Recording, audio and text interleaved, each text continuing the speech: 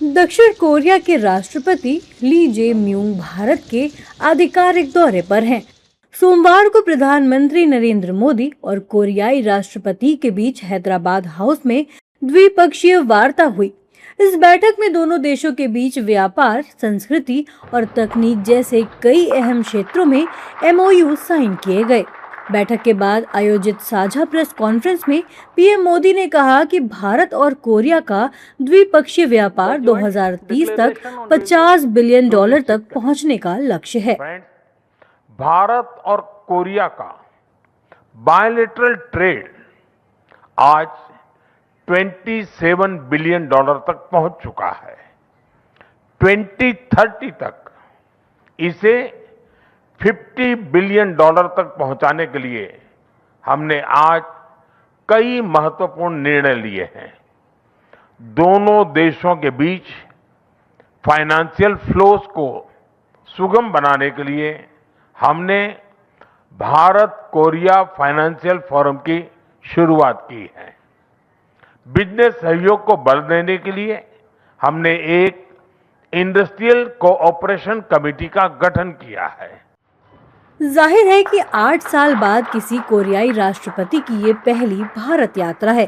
प्रधानमंत्री ने कहा कि राष्ट्रपति ली जे म्यूंग की यात्रा दोनों देशों की भरोसेमंद साझेदारी को भविष्य की साझेदारी में बदलने जा रही है। आने वाले दिनों में दोनों देश शिप, चिप और टैलेंट को लेकर तकनीक, पर्यावरण और ऊर्जा तक हर क्षेत्र में सहयोग के नए अवसरों को साकार करेंगे। पहली भारत यात्रा पिछले एक दशक में हमारे संबंध अधिक गतिशील और व्यापक हुए हैं और आज प्रेसिडेंट ली की यात्रा से हम इस ट्रस्टेड पार्टनरशिप को फ्यूचरिस्टिक पार्टनरशिप में ट्रांसफॉर्म करने जा रहे हैं।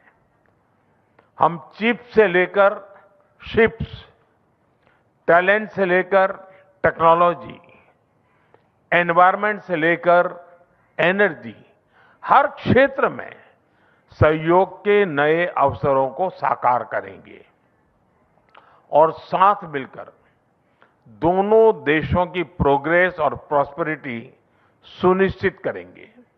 इस अवसर पर पीएम मोदी ने मिडिल ईस्ट में फैले तनाव का जिक्र करते हुए कहा कि वैश्विक तनाव की स्थिति में हम साथ मिलकर शांति और स्थिरता का संदेश देते हैं। उन्होंने कोरिया के इंटरनेशनल सोलर अलायंस और इंडो पैसिफिक ओशन पहल से जुड़ने पर खुशी जताई। साथ ही कहा कि दोनों देश अपने साझा प्रयासों से एक शांतिपूर्ण इंडो पैसिफिक के लिए योगदान देते रहेंगे। वैश्विक तनाव के इस दौर में भारत और कोरिया मिलकर शांति और स्थिरता का संदेश देते हैं।